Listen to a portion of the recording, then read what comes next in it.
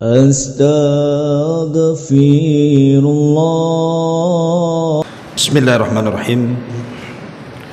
Assalamualaikum warahmatullahi wabarakatuh.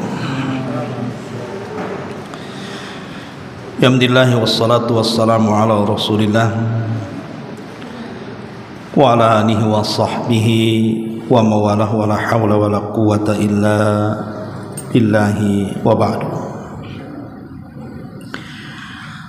Alhamdulillah, segala puja dan puji hanya milik Allah subhanahu wa ta'ala. Salawat dan juga salam kita hadiahkan kepada Rasul kita Nabi besar Muhammad sallallahu alaihi wa ala alihi wasallam. Ma'asyiral muslimat yang dimuliakan Allah subhanahu wa ta'ala, alhamdulillah, di pagi menjelang siang ini kita bisa berkumpul di Masjid Nidaul Ilmi Kapling Beliung, Sekupang, Batam.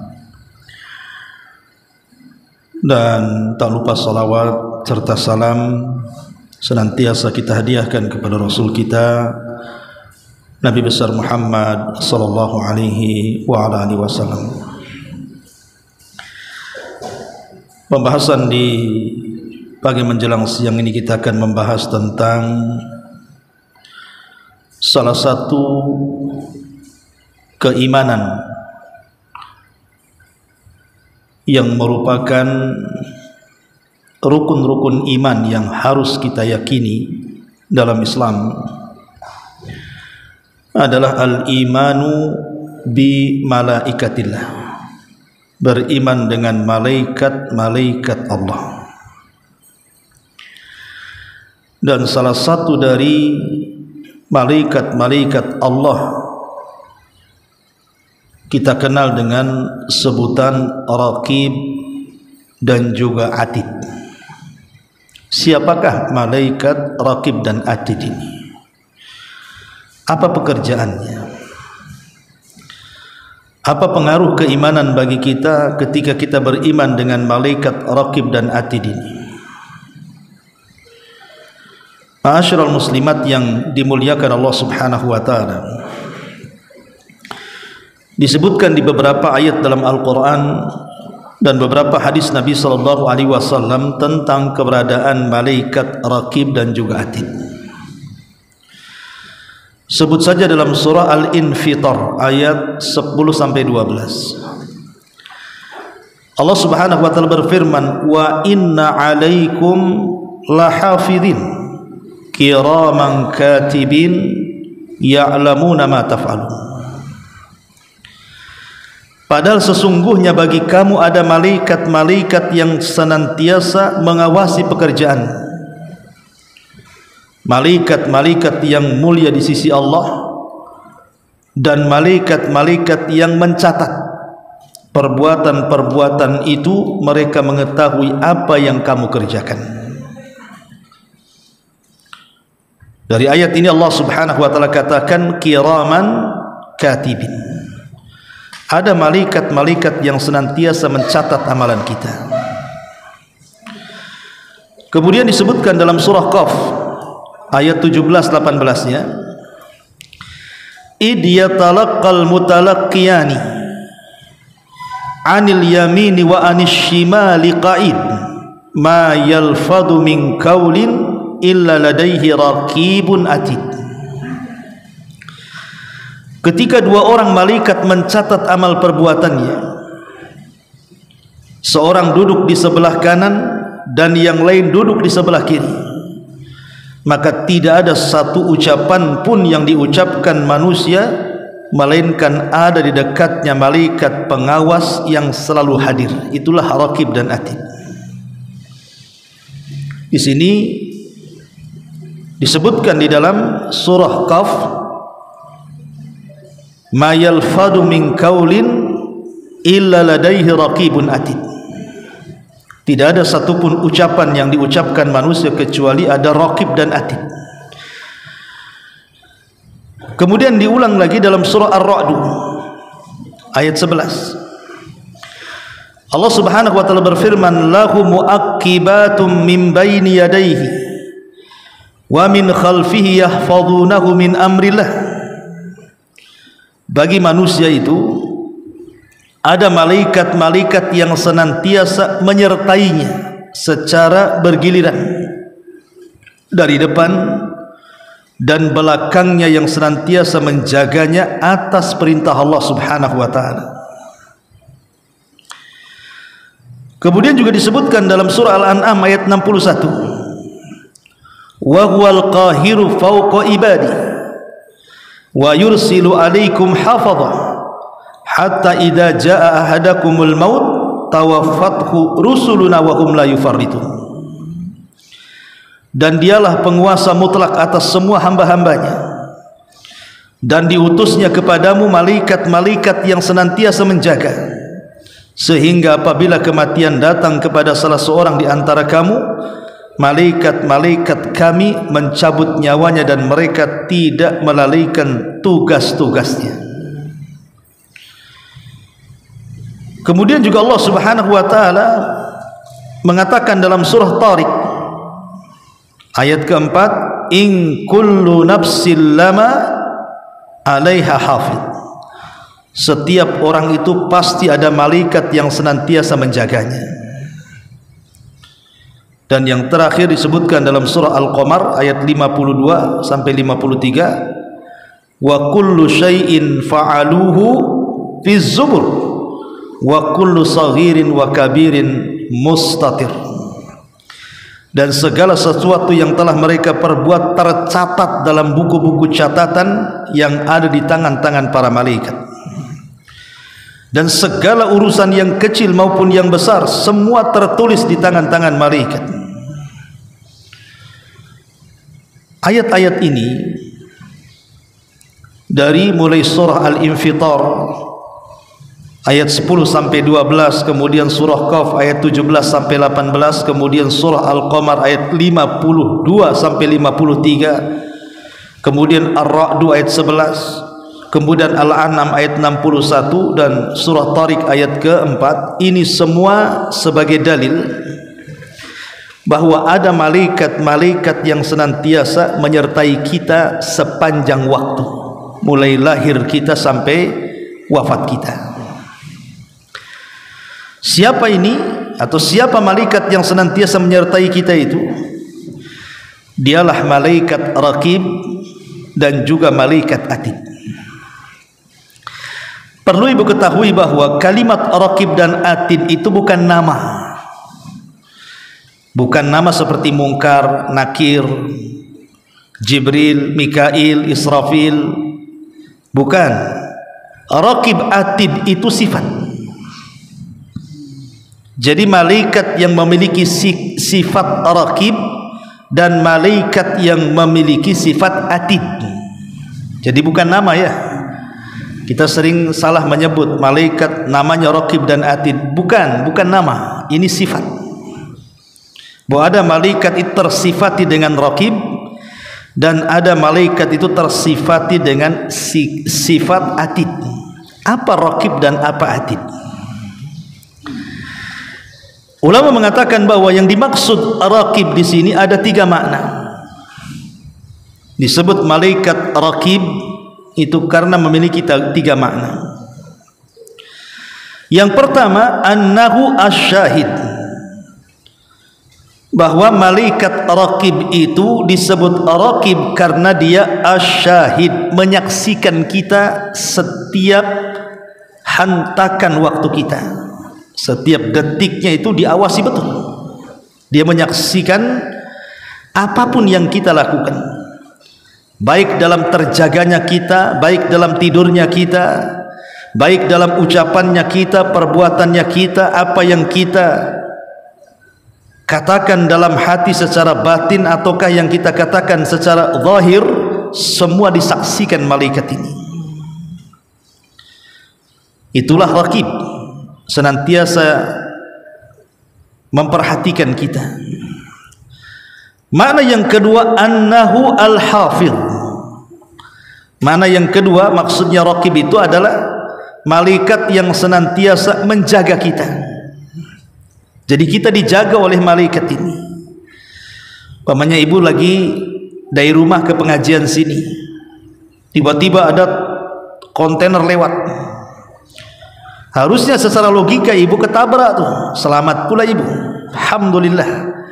Siapa yang menjaga dan menyelamatkan ibu? Itulah raqib. Ibu tidur di rumah,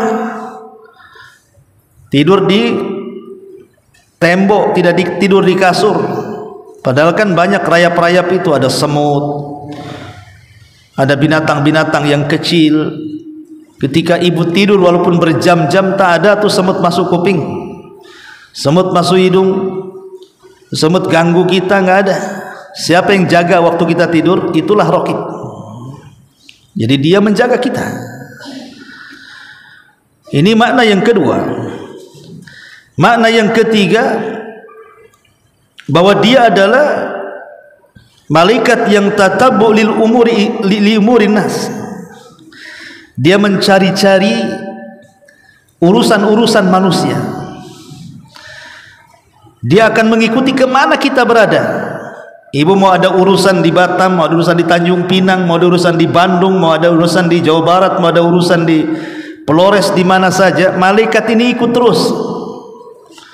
Apa yang kita lakukan dalam urusan-urusan kita, urusan apa saja, maka mereka senantiasa mengawasi kita, mencari-cari perkara-perkara yang kita lakukan.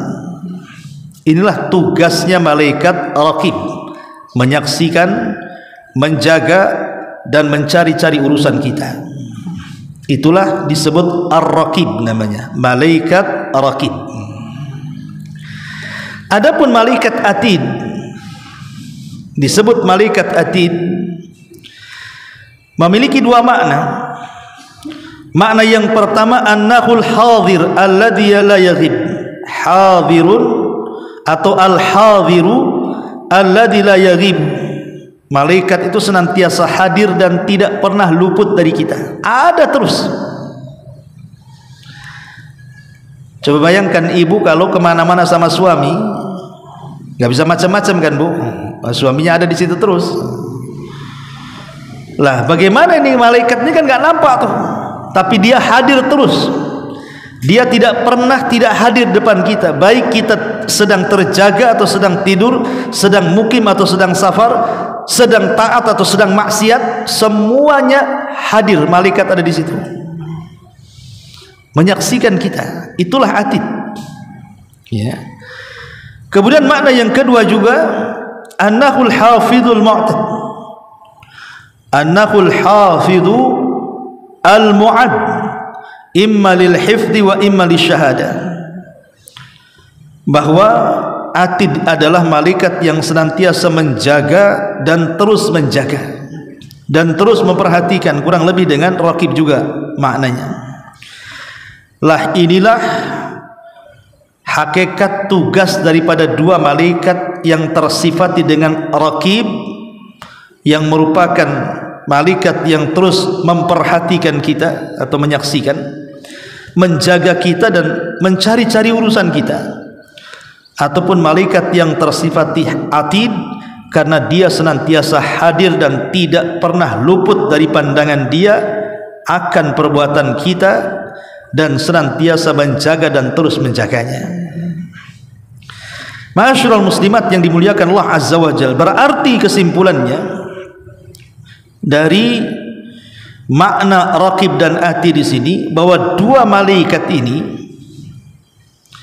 malaikat yang senantiasa mengawasi kita, mencatat seluruh amalan-amalan kita, senantiasa menjaga kita, sehingga kita satu detik pun tidak mungkin lepas dari mereka. Ma'asyiral muslimat yang dimuliakan Allah Azza wa Jalla. Makanya Syekh Ibn Utsaimin rahimahullahu taala dia mengatakan, raqib ay muraqibun lailan wa nahara. Raqib adalah malaikat yang senantiasa memantau siang dan malam.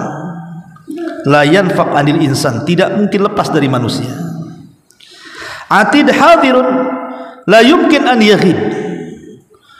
Bahwa atid adalah malaikat yang senantiasa hadir, tidak mungkin dia gaib, absen, dan tidak mungkin diwakilkan kepada selain malaikat raqib, pamannya diwakilkan ke kawan sesama malaikatnya. Aku ada tugas, kau wakilkan awasi orang itu dulu. Tidak. Dia tidak mungkin mewakilkan kepada malaikat yang lain untuk mengawasi kita, karena dia memang tugasnya senantiasa hadir, tidak mungkin absen dari diri kita. Masyaallah muslimat yang dimuliakan Allah Azza wa Jalla, dari sini hendaklah seorang mukmin takut. Kalau seandainya ada dua malaikat ini senantiasa mengawasi kita, makanya ketika kita yakin bahwa di samping kiri kanan ada raqib dan atid, itu harusnya melahirkan asar imaniyah, pengaruh-pengaruh keimanan pada diri kita. Apa saja pengaruh-pengaruh keimanan ketika kita yakin bahwa di samping kiri kanan depan belakang kita itu ada raqib dan atid? Pertama, lahir muraqabatullahi fis sirri wal alan. Dengan keyakinan kita bahwa kita ini diawasi malaikat raqib dan atid, maka lahirlah sifat muraqabah, merasa diawasi, baik dalam kesendirian kita ataupun keramaian. Karena Allah mengatakan kiraman katibin ya'lamuna ma taf'alun. Ada malaikat-malaikat yang senantiasa mencatat, dia mengetahui apapun yang kalian lakukan. Logika, kalau ada CCTV yang mengawasi kita, kemudian kita disuruh bekerja jangan berhenti, kemudian orang yang menyuruh akan memberikan balasan kepada yang bekerja dan yang menghukum orang yang tidak bekerja, kemudian diawasi oleh CCTV saja, nggak usah pakai orang. Saya yakin tidak ada orang malas, ya. Maka begitu juga sama ketika kita merasa diawasi malaikat, maka kita akan melangkah secara hati-hati.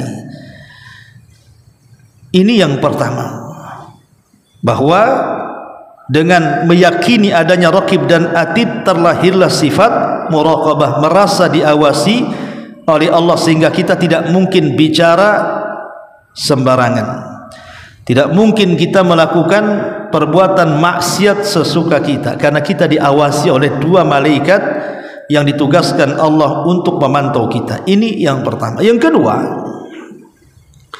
lahir sifat al-haya, perasaan malu. Karena memang para malaikat sendiri adalah makhluk yang disifati dengan sifat malu. Karena mereka, para malaikat juga kalau melihat manusia bermaksiat kepada Allah Subhanahu wa taala, mereka juga akan merasa malu. Maka sifat malaikat pemalu itu juga harus tertanam pada diri kita, bahwa ketika kita yakin di sana ada malaikat raqib dan atid yang mengawasi kita, sehingga ketika kita hendak maksiat adalah perasaan malu. Aduh, ini diawasi kita ini, nggak mungkinlah saya melakukan ini itu dan lain sebagainya. Ketika dia kakinya melangkah ke tempat maksiat untuk berzina, malu, nggak jadi, karena malaikat itu senantiasa ikut dengan kita. Kalau ada manusia yang melangkah untuk umpamanya ibu nih, memang sengaja di rumah datang ke rumah tetangga untuk acara gibah ria, udah dijadwalkan dari kemarin mau gibah tuh, ya. Ketika hari hanya tak jadi, aduh nggak bisalah, karena ada malaikat yang ikut saya, mencatat saya, menyaksikan saya, malu saya, tak jadi. Makanya lihat kisah-kisah umpamanya ada seorang anak muda yang hampir berzina, tiba-tiba kemudian si perempuan mengatakan ittaqilah, bertakwalah engkau fulan, akhirnya dia bertobat, tidak jadi berzina, karena dia merasa ada pengawas selama ini yang mengawasi dia. Kalau setiap orang memiliki keyakinan seperti itu, insya Allah akan baik orang itu. Ini yang kedua. Yang ketiga, lahirlah sifat al-ijtihad fil amali salih. Kalau kita yakin bahwa di samping, kiri, kanan, depan, belakang kita itu ada Raqib dan Atid, pasti terlahir kesungguhan dalam ibadah, kesungguhan dalam amal saleh. Karena para malaikat akan mengangkat amalan-amalan kita ke langit dan akan memperlihatkan di hadapan Allah Subhanahu wa taala. Allah katakan, ilaihi yas'adul kalimut thayyib wal amalus salihu yarfa'u. Kepada Allah lah ucapan-ucapan yang indah dan amal-amal saleh itu akan dinaikkan. Siapa yang menaikkan amal saleh itu? Para malaikat. Ya. Catatan-catatan malaikat akan dinaikkan ke langit. Dan kita seorang muslim tentu tidak mau catatan yang naik ke langit itu kan catatan buruk. Maunya amalan yang naik dan diperlihatkan di hadapan Allah itu kan yang baik-baik. Maka ketika kita yakin bahwa di samping, kiri, kanan kita ini ada malaikat Raqib dan Atid, berarti lahirlah sifat kesungguhan dalam melakukan amal soleh. Ini yang ketiga. Yang keempat, hubbu haula'il malaikah al-mukallafina bi a'malil ibad. Kalau kita sudah tahu bahwa ada malaikat-malaikat yang mencatat amal buruk kita, dicatat, amal baik dicatat, habis itu dilaporkan kepada Allah, maka kita semakin cinta dengan malaikat, semakin cinta dengan malaikat. Kenapa? Malaikat enggak suruh dibayar. Emang ibu bayar malaikat untuk menyampaikan amal ibu ke langit? Dilaporkan kepada Allah Azza wa Jalla. Kita saja di dunia kalau kita butuh kepada audit, umpamanya di perusahaan, itu harus bayar tuh. Umpamanya ini mau mengaudit perusahaan, itu ada orang-orang tertentu yang harus dibayar. Ini malaikat tidak perlu ibu bayar, tapi dia memang sudah tugasnya apa? Menyampaikan catatan-catatan amal baik kita menghadap Allah, kemudian melaporkannya. Maka sebagai bentuk berterima kasihnya kepada para malaikat, tentunya dengan menanamkan kecintaan kepada mereka. Dan yang terakhir, adamu idza'i haula'il malaikah, ada larangan tidak boleh menyakiti mereka. Jangan sakiti para malaikat. Seperti umpamanya hadis mengatakan, man akalal basal wal thawma wal qarratha fala yaqrabanna masjidana fa innal malaikata yata'adza mimma yata'adza minhu banu adam. Barang siapa yang makan bawang basal, bawang merah, bawang putih, saum itu, sehingga mulutnya jadi bau, kemudian dia berangkat ke masjid sementara mulutnya masih bau juga, maka malaikat akan tersakiti dengan bau itu sebagaimana Bani Adam tersakiti dengan baunya. Karena malaikat itu suka yang harum-harum. Makanya laki-laki kalau ke masjid, ibu kasih tahu bapak-bapak, kalau ke masjid, kalau dia seorang perokok atau apa kan, sikat gigi dulu. Kalau perlu jangan merokok. Ya, atau habis makan yang bau-bau jengkol, pete atau apa kan yang bau-bau tuh, suruh sikat gigi dulu baru ke masjid.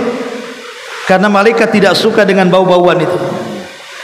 Lah inilah 5 perkara tentang asar keimanan kenapa kita beriman dengan malaikat Raqib dan juga Atid. Ma'asyiral muslimat yang dimuliakan Allah Subhanahu wa taala, kita fokus kepada satu ayat di dalam Al-Quran surah Qaf ayat 17 dan 18, karena ini fokus kepada tugas malaikat Raqib dan Atid.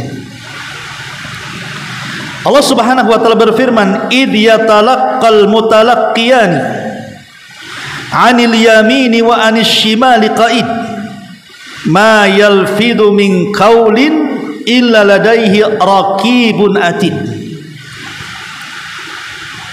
Ketika 2 orang malaikat mencatat amal perbuatannya, seorang yang duduk di sebelah kanan dan yang lain duduk di sebelah kirinya, maka tidak ada satu ucapan pun yang diucapkannya melainkan ada di dekatnya malaikat pengawas yang selalu hadir mencatatnya. Di sini ada kalimat ma yalfadhu min qaulin, tidak ada satupun ucapan manusia kecuali akan dicatat oleh raqib dan atid. Ma'asyiral muslimat yang dimuliakan Allah Subhanahu wa taala, ucapan manusia itu ada 4 macam, Bu. Ibu kalau ngomong atau ngobrol pasti tidak lepas daripada 4 perkara. Saya, ibu atau siapapun kalau ngomong, ngobrol dengan kawannya, bercerita dengan kawannya, bercerita dengan keluarganya, pasti tidak lepas dari 4 perkara. 1, ada ucapan manusia itu yang qismun huwa dhararun mahd. Ucapannya semua madarat, tidak ada kebaikannya. Jadi ada orang yang mengucap itu sama sekali tidak ada kebaikan ucapannya.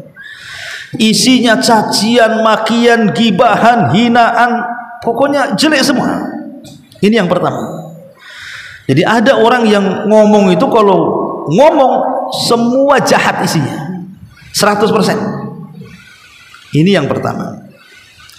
Yang kedua, kebalikannya, semua ucapannya manfaat, semua ucapannya pahala, tidak ada dosa di dalamnya.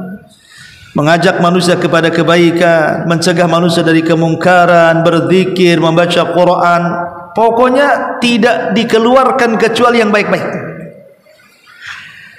Ini yang kedua. Yang ketiga, nyampur aduk. Nyampur aduk tuh. Kadang-kadang kalau ngomong ada baiknya, kadang-kadang di sela-sela kebaikan itu ada jahatnya. Ibu lagi ngobrol lurus, tahu-tahu gibahin orang. Ibu lagi ngomong lurus, tahu-tahu menghina orang. Itu kadang-kadang ucapan manusia ini sewaktu-waktu ada baiknya, sewaktu-waktu tidak ada baiknya, tuh nyampur di situ tuh. Kemudian yang terakhir, ada ucapan manusia itu ya dia tidak melakukan dosa dalam ucapannya, tapi juga tidak mendapatkan pahala dari ucapannya, sia-sia ucapannya. Ucapannya tidak ada pahalanya, tidak ada dosanya. Itulah ucapan manusia. Ucapan manusia ini cuma 4 perkara ini saja kan, Bu. Boleh jadi yang keluar dosa semua, boleh jadi yang keluar pahala semua, boleh jadi yang keluar itu 50-50, ada pahala dan dosanya. Boleh jadi ucapan manusia itu ya tidak ada pahala, tidak ada dosanya tuh. Pertanyaannya, apakah 4-4-nya dicatat oleh raqib dan atid? Ini yang jadi masalah. Apa kata para ulama di sini? Fa ammal ladzi huwa dhararun mahd fala budda minas sukuti anhu. Adapun ucapan yang semua keluar dosa, tidak ada kebaikannya, maka kewajiban kepada orang ini harus diam.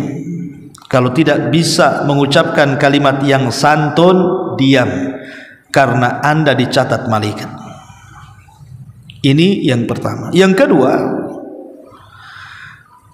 wa kadzalika ma fihi manfaatun mahd. Begitu juga orang yang kalau ngomong itu semua manfaat, fala budda an yatakallama an, maka dia harus terus bicara. Kalau isinya manfaat jangan berhenti, ngomong aja, entah dengan zikirnya, entah dengan Qur'annya, entah dengan dakwahnya, entah dengan perkara-perkara yang di dalamnya ada pahalanya, karena manfaat semua isinya. Jangan diam, ya harus terus diucapkan. Ya. Kemudian yang ketiga, wa amma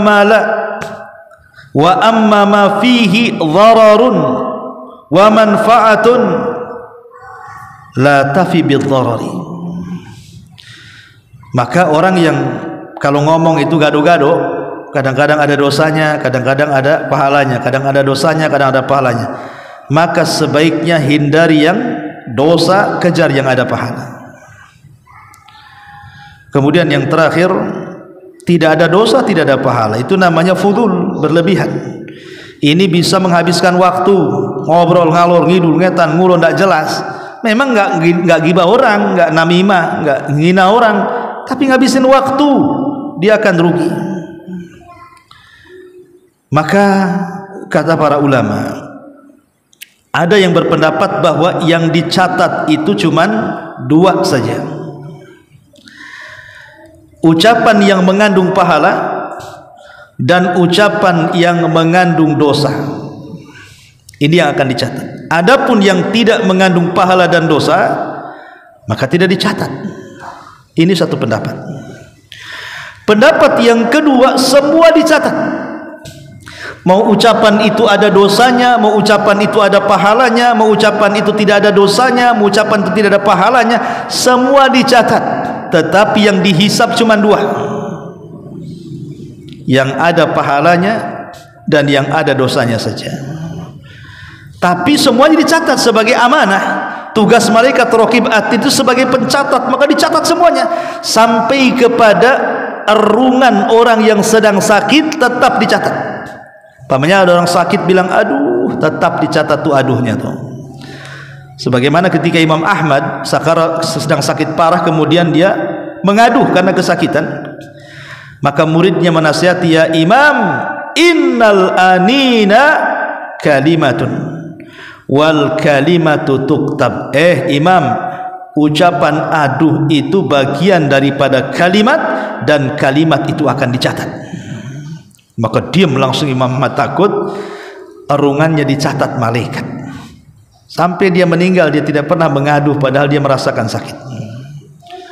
Dari sini kita tahu bahwa semua ucapan kita ini dicatat malaikat. Yang ada dosanya, yang tidak ada dosanya, sampai kepada yang tidak mengandung pahala dan dosa pun tetap dicatat. Tapi yang dihisab tentu yang ada kandungan pahala dan kandungan dosanya saja. Ma'asyiral muslimat yang dimuliakan Allah Azza wa Jalla, dari sini kita tahu bahwa setelah kita tahu bahwa semua akan dicatat malaikat, maka sudah selayaknya seorang muslim dan muslimah itu menjaga lisan. Jangan sampai lisan ini memasukkan kita ke neraka, karena tidak ada ucapan satupun dari kita kecuali dicatat malaikat. Maka hindari, jangan mudah berdusta, karena dustanya akan dicatat. Hindari, jangan mudah ghibah dan namimah.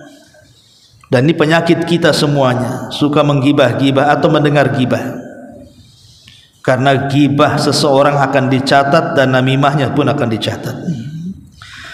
Jangan menyebar rahasia-rahasia yang tidak boleh disebar. Seorang suami menyebar keburukan rahasia keluarganya, seorang istri menyebar rahasia keburukan suaminya. Ingat, semua rahasia yang disebar dicatat malaikat.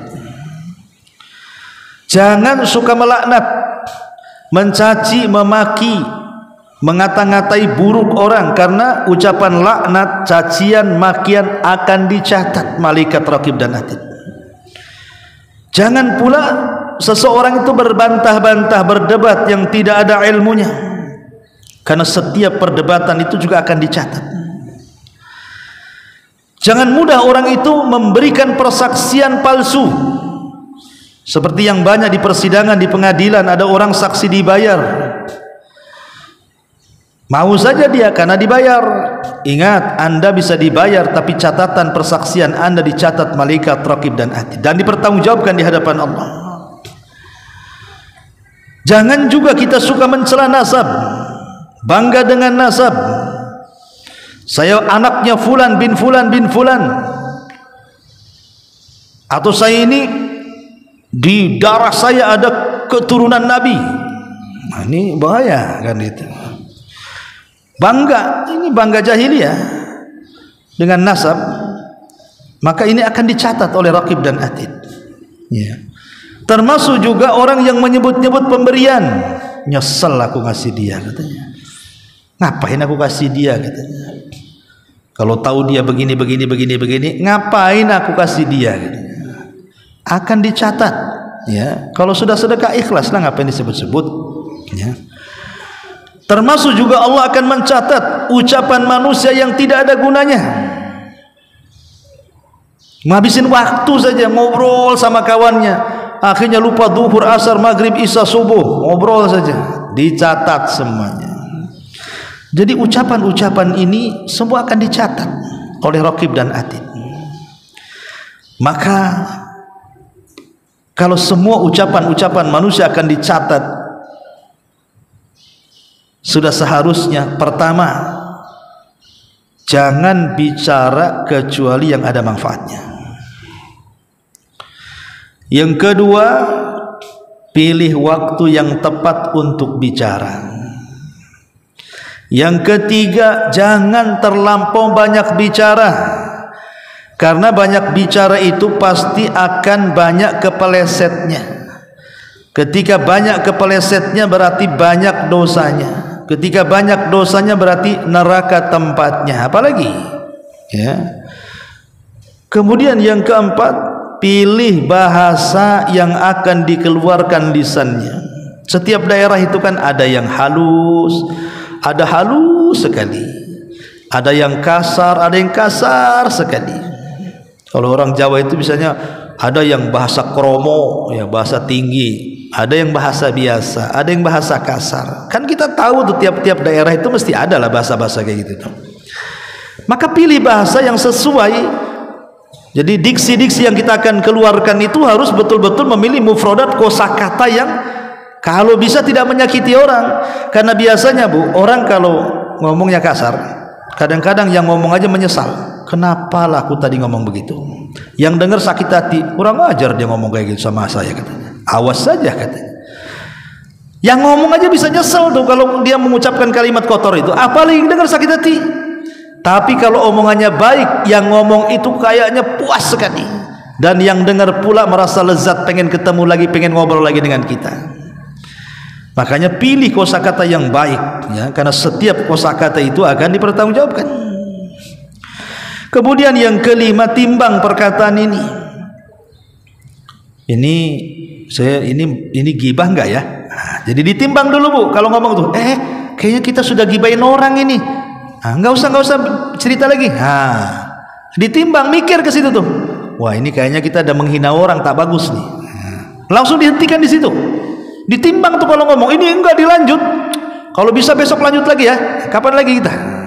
Kalau bisa jangan di tempat ini ya, di warung kopi sana. Atau di rumah si Anu gitu, lebih enak, lebih luas lagi itu. Di situ ada mic-nya lagi, bisa keras kita ngomong. Ini kan repot Bu, ya. Jadi jangan pula dijadwal untuk gibah. Justru kita menimbang, kalau sudah ngomong nih, ini salah, ini kita udah harusnya lurus, sudah bengkok kita ini, balikin lagi. Ditimbang kalau ngomong itu. Kemudian ingat, sebagaimana orang punya aib yang kita kadang-kadang singkap-singkap, kita juga punya aib loh, jangan salah.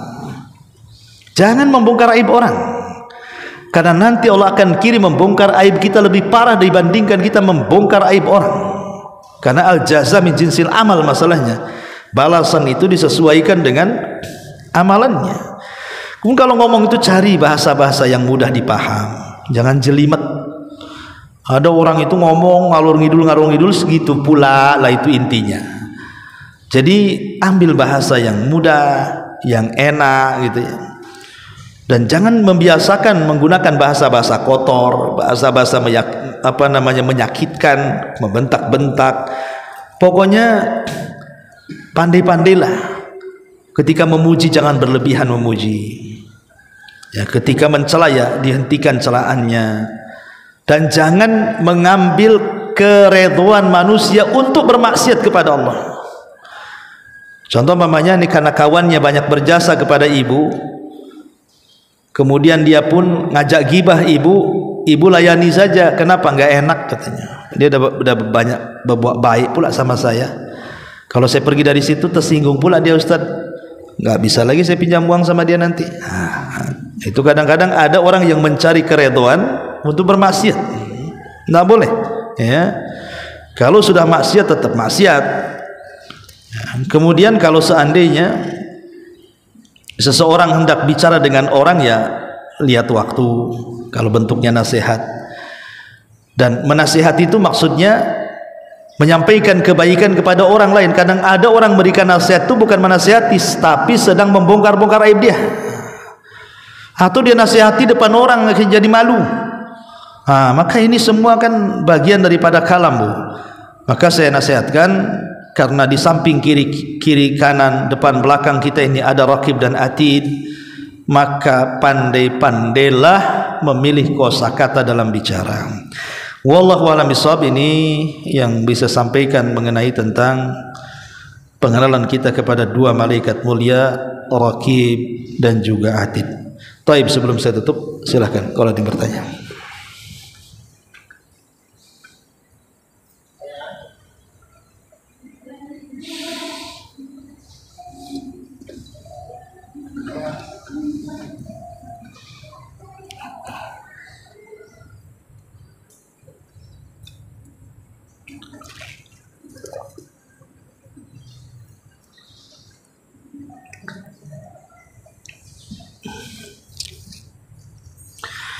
Bismillahirrahmanirrahim. Bolehkah menjama dua salat sebelum fajar tapi belum masuk waktu, dan bagaimana tata caranya? Jama salat apa itu? Maghrib sama Isya ya? Iya, Bu. Ini yang tanya siapa nih? Bolehkah menjama dua salat? Maksudnya salat Maghrib Isya diakhirkan? Halo, titipan. Jadi kalau yang nitip tak paham juga ya. Oke, saya pahami di sini mungkin dia belum sholat maghrib, karena yang bisa dijama itu kan cuman 4 salat saja, zuhur, asar, sama maghrib dengan isya. Sholat siang dengan sholat siang, sholat malam dengan sholat malam. Sholat siang dengan sholat siang artinya zuhur siang, asar siang. Sholat malam dengan sholat malam artinya maghrib dan isya. Tidak bisa siang dijama dengan malam, maghrib dengan asar, tidak bisa. Jadi harus gandengannya malam dengan malam, siang dengan siang. Dan tidak bisa dengan pagi. Makanya subuh itu tidak ada gandengannya dia, karena subuh pagi cuma satu. Pagi dengan siang gak ketemu, pagi dengan malam gak ketemu. Tapi kalau malam dengan malam, siang dengan siang masih ketemu lah. Mungkin kalau yang saya pahami dia belum sholat maghrib, mungkin dia safar atau dia ketiduran, tahu-tahu bangun jam 4, anggap saja gitu ya, sudah qiraah sebentar lagi subuh, maka boleh menjama, boleh, nggak apa-apa. Itu namanya waktu al-idtirar, namanya waktu terpaksa. Waktu sholat isya itu ada dua waktu, ada namanya ikhtiar dan idtirar. Waktu ikhtiar itu sampai tengah malam, itu waktu isya tuh. Tetapi waktu idtirar terpaksa karena ada hal-hal yang menjadikan dia tidak bisa sholat isya tengah malam, mungkin dia safar, ketiduran, maka boleh mengakhirkan sampai sebelum waktu fajar. Maka sebelum sholat subuh, kalau masih ada waktu, boleh kita menjama maghrib dan isya. Wallahu a'lam. Bismillah, bagaimana hukumnya sumpah serapah orang yang sedang marah-marah dan sangat emosional? Ya tetap tidak boleh. Makanya pentingnya orang lagi marah itu, kita disuruh untuk banyak bergerak. Kalau marahnya berdiri, duduk. Kalau marahnya duduk, baring. Kalau masih baring juga marah, cari tempat lain, ya keluar. Kalau masih marah juga ambil wudhu. Masih marah juga sholat. Masih marah juga minum obat lah. Tuh pemarah lah dia tuh. Jadi mungkin kolesterolnya lagi naik, darah tingginya lagi naik, itu suruh minum obat tuh kalau udah macam-macam. Kok nggak berhenti juga marahnya. Tapi yang jelas bahwa orang yang lagi marah itu, biasanya kan marah itu kan dari setan, Bu. Makanya orang marah itu rata-rata tidak ada yang baik, kecuali marahnya karena agama. Kalau marah karena agama, saudara kita dibantai seperti di Palestina, ajaran kita dihina-hina, Quran diinjak-injak, ya itu marah, itu yang positif, marah yang baik, dan kita harus marah ya. Tapi kalau marahnya bukan karena itu, yang biasa di masyarakat gitu kan, yang umumnya orang mudah emosi, marah dan begitu seterusnya. Kadang-kadang itu mengucapkan kalimat yang aneh-aneh tuh. Kalau binatang keluar semua, setan genderuwo keluar semua. Kadang-kadang kata-katanya juga nggak jelas, kadang-kadang main tangan, macam-macam marah itu. Maka sebaiknya Rasul mengatakan, makanya Nabi itu sampai 3 kali menasihati sahabat tuh, la taghdab, la taghdab, la taghdab, jangan marah, jangan marah, jangan marah, sampai 3 kali. Karena marah ini sumber setiap keburukan. Sumber setiap keburukan itu dari marah. Marah itu bisa apa-apa. Orang baik-baik bisa saling bunuh-bunuhan. Gara-gara marah orang bunuh tuh. Saudara berretak, suami istri cerai. Ya. Orang tidak bersalah disalahkan, orang tidak layak dipenjara dipenjarakan. Orang lagi marah. Ini bisa apa saja orang lagi marah itu. Nyewa samsing, tolong pukul orang itu. Ya, orang lagi marah itu apa? Makanya marah itu sumber keburukan. Maka kalau sedang marah, kalau dalam rumah tangga, bagi perempuan diam. Karena kita tahu Bu, secara psikologi kan, perempuan itu setiap hari harus banyak mengeluarkan kosakata, kan Bu? Nah, saya dengar begitu, kalau perempuan itu harus banyak mengeluarkan kosakata. Kalau laki-laki kosakatanya terbatas, Bu. Makanya laki-laki itu lebih banyak diam, sabar. Perempuan lebih banyak ngoceh aja kemana-mana, gitu ya. Karena setiap hari dia harus mengeluarkan kata-kata banyak. Apalagi kalau ada anak kecil teriak sana teriak sini, bakpuk kan. Laki-laki kan kata-katanya terbatas, mungkin di luar sudah ngobrol sama kawannya, pulang ke rumah sudah habis kata-katanya, diem aja kan. Jadi ibu harus sabar. Mungkin kata-kata suaminya sudah dihabiskan di luar rumah. Jangan bilang, Ustadz suami saya ini nggak tahu, pendiam dia, nggak, bukan pendiam, mungkin sudah habis di luar kata-katanya, sudah ngobrol sama kawannya sehingga sampai rumah habis, malas dia ngomong. Ya, kalau ibu kan terbalik, suami ibu justru heran, istri saya kok nggak banyak ngomong nih, sakit kan itu. Karena perempuan kan harus banyak ngomong. Ya, makanya pahala perempuan itu lebih banyak di ucapan. Kalau pahala bapak-bapak lebih banyak di perbuatan. Ingat Bu ya, kebanyakan perempuan masuk surga itu kan ucapan. Kalau bapak-bapak ini lebih banyak di perbuatan. Sholat jamaah bapak-bapak, jihad bapak-bapak, semua bapak-bapak. Ibu itu ya zikir, baca Quran, ya nyenengin suami dan begitu seterusnya. Makanya harus dipahami itu bahwa kalau seandainya ini konteksnya keluarga, ya harus sabar. Dan yang menyumpah serapah ya dinasihati. Tapi kalau di luar rumah, entah dengan tetangga atau dengan kawannya, nggak usah didengar, ya langsung pergi saja, nggak usah didengar dan nggak usah dibalas juga, supaya dibedakan mana yang berakal, mana yang sehat, ya mana yang gila sama mana yang tidak gila. Kalau orang sumpah serapah ibu layani, sumpah serapah juga, nggak bedanya ibu gilanya dengan dia. Ya, jadi kalau bicara hukum ya tentu tidak boleh sumpah serapah, apalagi sampai marah-marah, mengeluarkan kata-kata yang tidak pantas dikeluarkan. Wallahu a'lam. Baik, sampai di sini. Subhanaka bihamdika asyhadu an la ilaha illa anta astaghfiruka wa atubu ilaik. Allahu ta'ala alam. Assalamualaikum warahmatullahi wabarakatuh.